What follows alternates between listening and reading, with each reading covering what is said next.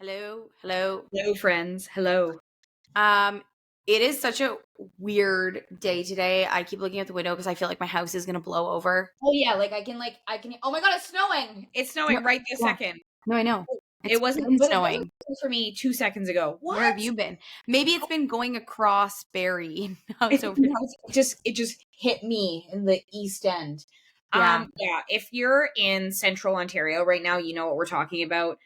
My first patient today came in shorts. It was like double digits, and then they're also calling for a flash freeze.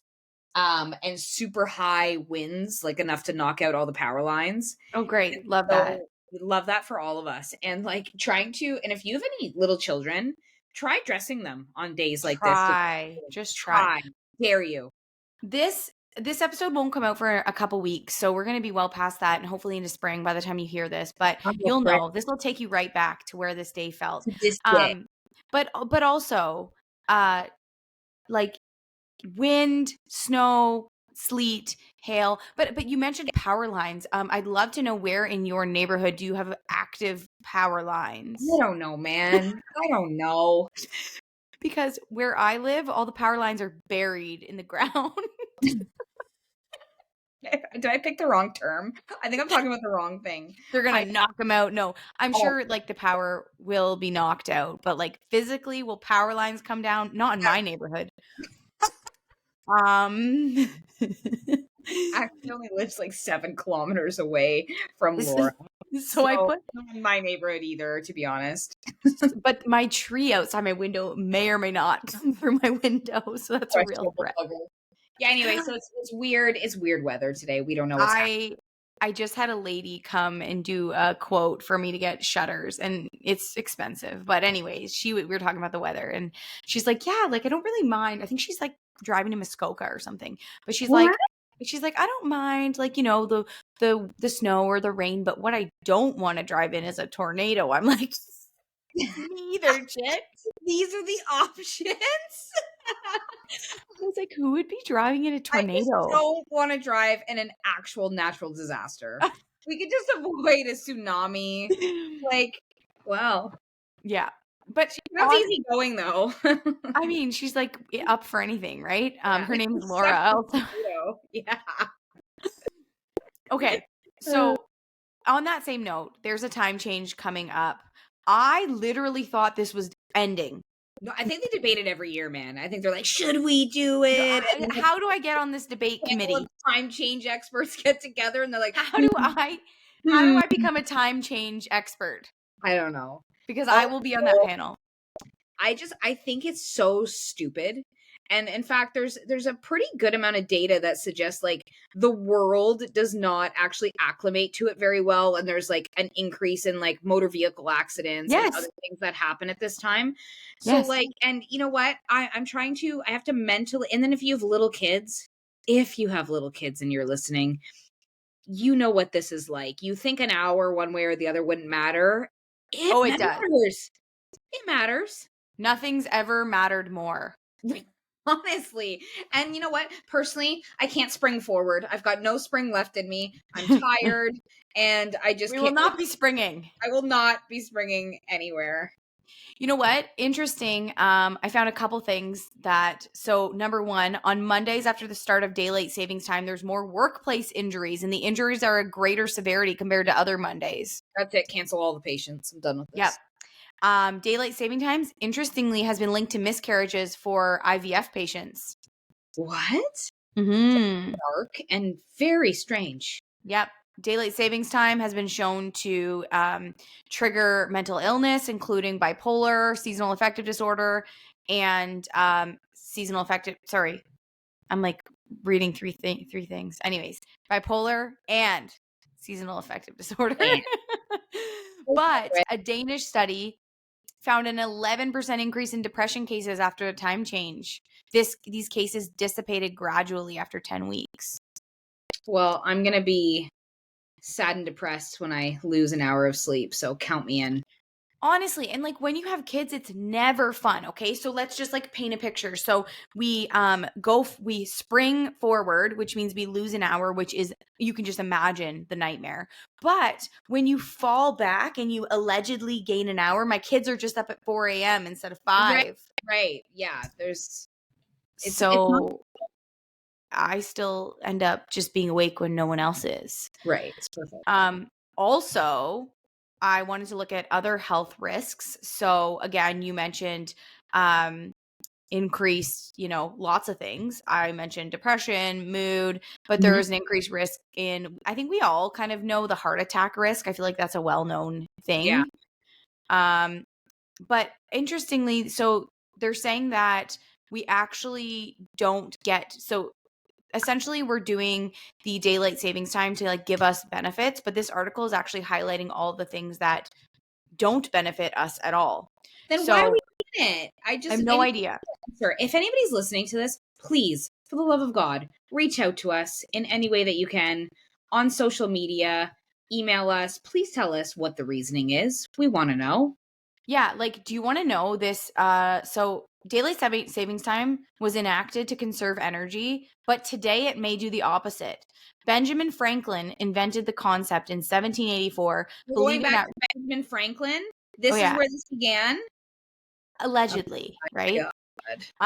Believing that rising earlier would economize candle usage and save people money. Pushing clocks forward to make greater use of daylight during the warmer months was formally adopted during World War I as part of a global attempt to conserve energy. The rationale is part of what keeps DST in practice, but the theory is wobbly. According to research in 2017, they found that as society has evolved, lighting accounts for less overall energy consumption. Rather, extending the use of daylight hours encourages people to use more air conditioning and heating.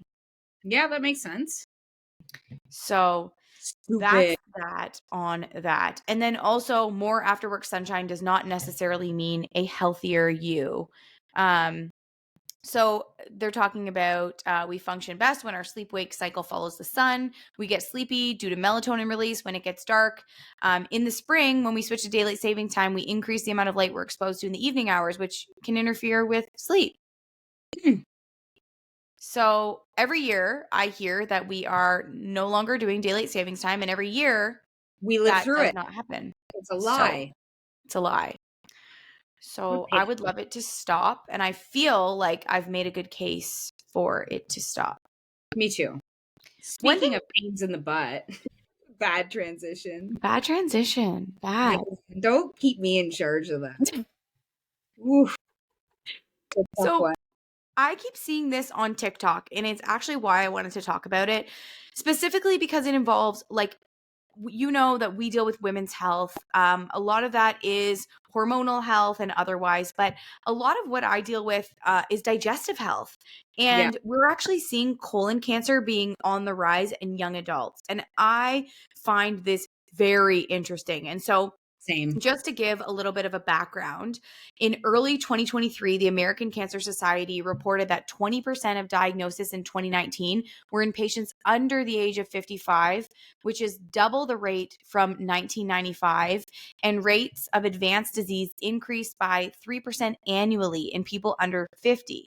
It is predicted that in 2023, an estimated about 20,000 diagnoses and about 4,000 deaths would be in people younger than 50.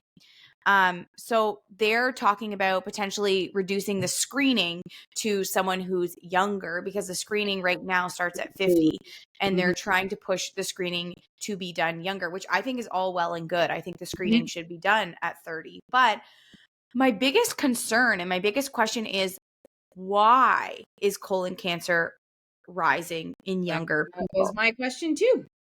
Because we know, and if if you were to like survey 10 people on the street and say, what do you think's causing colon cancer, if they go by the information they've been told, Should we do that? Do you think we'll make more friends that way? what do you think's causing colon cancer? All mic'd up on the five corners downtown Barrie. We will get some answers. We will get some answers. What I think somebody might say is probably red meat or processed meat consumption, right? I feel Yeah. like if we know anything, we know that they tell us not to eat processed meat because it's linked to colon cancer. Yeah. But I found interesting information that kind of disputes this a little bit, because in 2022, a study actually found that older generations are actually more likely to eat meat, and younger generations have actually been found, from a pattern perspective, to be adopting more healthful and environmentally sustainable eating patterns. There's actually been a shift away from meat consumption, specifically in millennials and beyond. And so I'm not saying meat is the problem, but if you're shifting away from meat consumption, you're obviously shifting away from processed meat consumption. Right. One would assume, yes. One would assume. There was also a global shift away from meat in recent years. A full 70% of the world population reported is either reducing meat consumption or leaving meat off the table altogether. So once I saw that, I was like, okay, we can't chalk all of this Fully up to blame being it on meat. Yeah. right. We can't blame it on meat.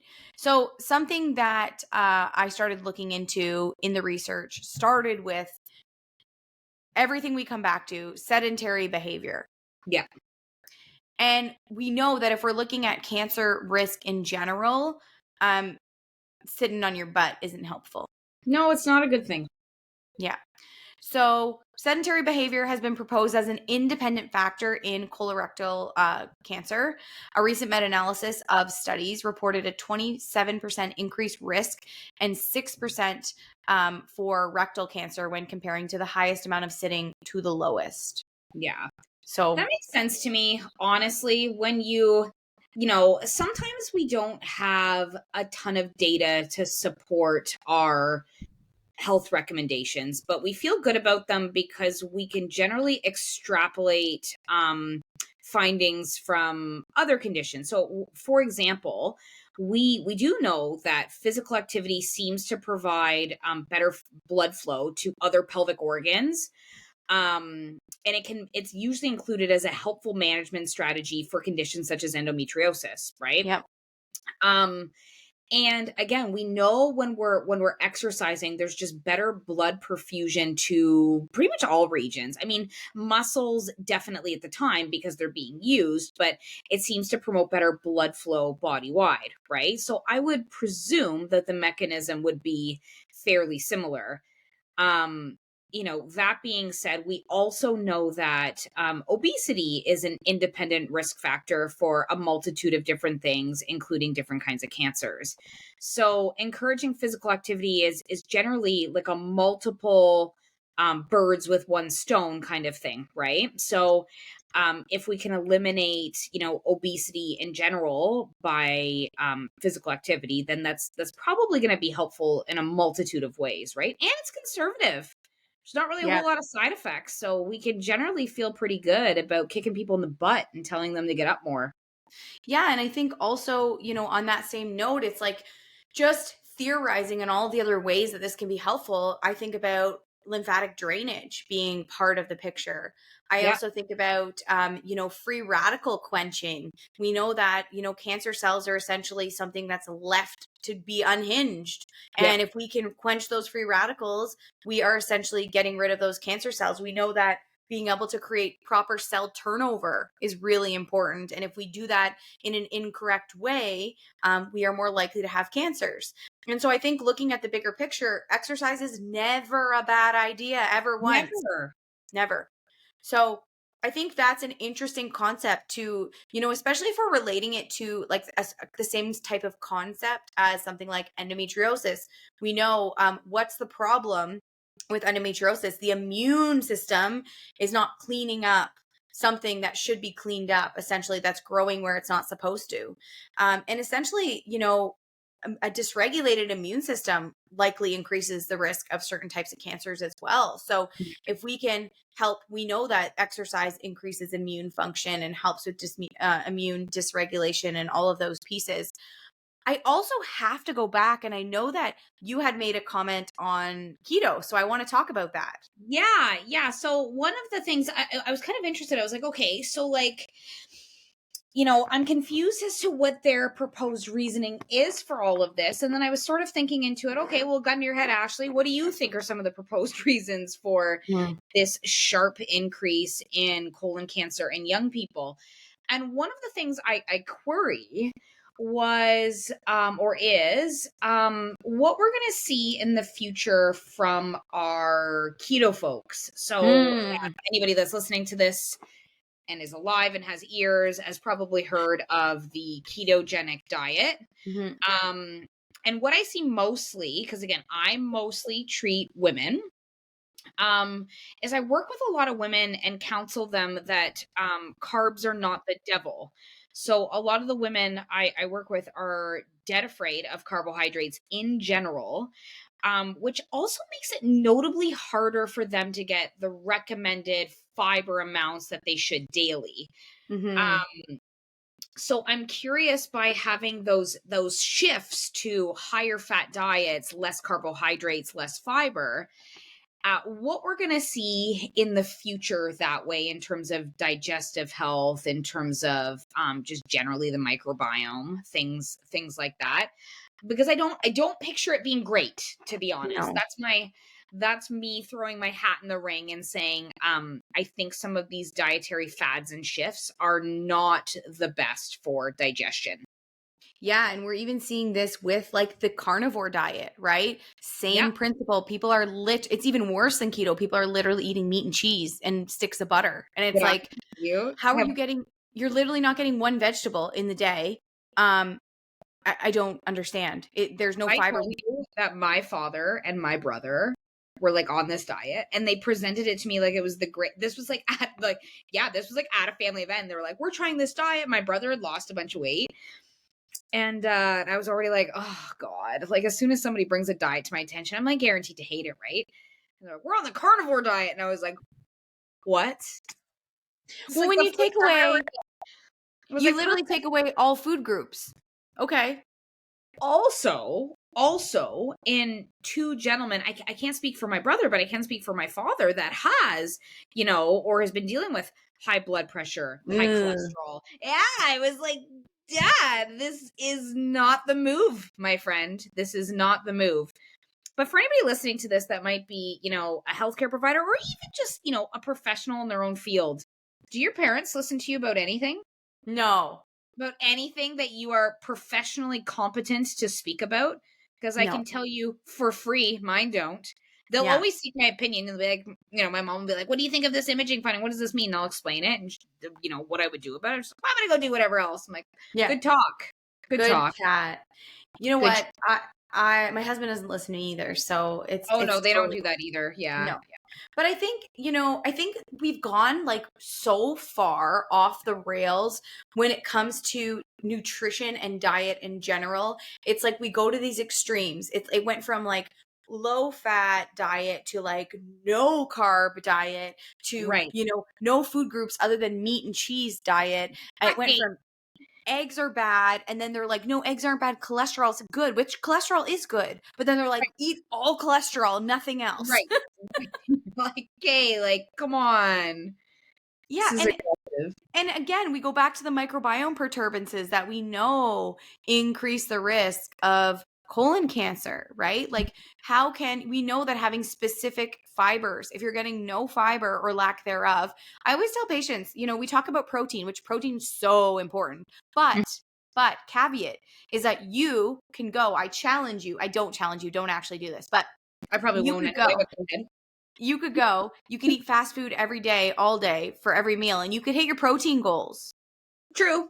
Will you hit your fiber goals? Literally Zero. no. Literally no. Yeah. So I that's challenge anybody listening to this, honestly. Because when I'm chatting with patients in clinical practice, everybody's pretty convinced that they're getting an adequate amount of fiber. And yeah. like, I'm not trying to be combative, but like most of you probably aren't. Yeah. And I know this because try tracking it for like a week, right? Yeah. Use MyFitnessPal, it's free. Yeah. Track all your food and beverage, and you will see very quickly, like, I have to try to hit my fiber goals. Now, over time in my patterns of eating, I generally know the food combinations that will get me there. So it gets easier over time, of course. Yeah. But like, no, homie, it's actually not that easy at all. Yeah. The standard North American diet does not support fiber. Yeah. Yep. And I think I know it's so important, but some people do need to supplement as well, and don't supplement with Metamucil. That's all I'll say. Yeah. Metamucil is not the vibe. If you want to chat further about that, send me a message. But Yeah. I just don't like Metamucil. Okay. I also made a note about digestive concerns being normalized. And I don't know how you feel about this, but I see it on TikTok as hot girl IBS. So it's like, What? Come on, yeah. that's not a topic. Oh No. yeah. So Girl IBS. So the idea is that hot girls have stomach issues. Like that everybody has, like, we're normalizing stomach issues. We're normalizing IBS. I hate And everything about this. I hate it too, because I'm like, okay, hot girls can get You their can be a digestion hot fixed. girl and have regular poops. Like, You can can we have like, wouldn't that be good? Yeah. Wouldn't that be better? But I Wait, think that it's normalized. And again, we talk about the social media influence and looking at things when you see, oh, they have digestive issues too. So like mine are normal, right? So it's this like relatability piece. And it's like, oh, influencer person told me to make lemon ginger shots for the morning. And that's what I do now. But I still have loose stool every day. But, but it's the solution. but it's the solution. So I also think, and this has no data behind it. I just think we normalize things that should be evaluated by a doctor. 100% all the time. I also have had patients. So like I said, I predominantly treat digestion like number one with my patients. And I've had a number of patients, actually, it's actually quite alarming, that come in and I'm like, okay, so first and foremost, we have to get you a colonoscopy. As a naturopathic doctor in Ontario, I do not have access to that. So you need to ask your medical doctor. I can write a letter, whatever. A lot of these patients have already asked their doctor. Doctor says, you're too young. You have IBS. Again, this goes back to, a theme that we've covered across multiple episodes of, why would we not just rule that out first? Mm-hmm. Especially given, that particular test is not overly cumbersome on the medical system. It's not overly expensive. We're not talking like, MRIs, MRI. advanced imaging, things like that with wild wait lists. I just don't know if somebody has persistent symptoms, why we don't just investigate it. Yeah. It seems so simple, too good to be true, if you will. Yeah. Just making sure, again, I always say, like, let's rule out the big, bad, ugly, and then kind of go from there, right? The another thing I was interested in is microplastics, because if there's one thing that's gotten worse over time, alongside the increase in colon cancer coming up in young people, it is our plastic exposure and our endocrine disrupting chemicals exposure through environmental sources. This is where we can for sure call out Ashley Barker. I know, For it's sure. really bad. It's Do you have your really- water bottle beside you? I actually don't. I should, but I don't. Okay. Yeah. Ashley's bad. She gets yelled at by Laura all the time, who obviously, has my best interest in her heart. But I remember proudly showing her, I'm like, look at this deal I got from Costco. Because again, if you know Dr. Laura and I personally, we love a good Costco deal. Oh, and I yeah. had, like, giant water containers with good grippers. And she was basically like, no. Well, look what I got from Costco. Well, I didn't see those there, Laura, so that's not what we bought, okay? These are stainless steel. My children have the mini version with the straw that doesn't leak. So Laura is going to be your better role model for this. But for sure, plastics are honestly everywhere.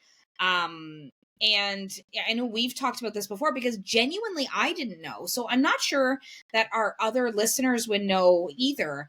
I mean, I would read the labels and be like, oh, this is BPA free, so we're good. We're good in the home, right? Mm-hmm. So I would love for you to explain why maybe that's not the be all end all, and then we can get back to our regular. Yeah. So I always tell patients, when we look at BPA, we know BPA specifically, along with so many other chemicals in plastic, to be what's called an endocrine disrupting chemical. Now, that specifically is a term that people hear thrown around, but essentially what it is if we picture our cells to have receptors for hormones. Just picture it. You know, you have estrogen coming around, you have progesterone coming around. It's going to find its cell, it's going to latch onto that receptor, and it's going to have its effect in the cell, whatever cell that is, right? And so when we have something like BPA, what we find is that it acts similar to an estrogen. So it's going to find those cells that are supposed to be waiting for estrogen. It's going to latch on instead of estrogen, and it's going to have an amplified response.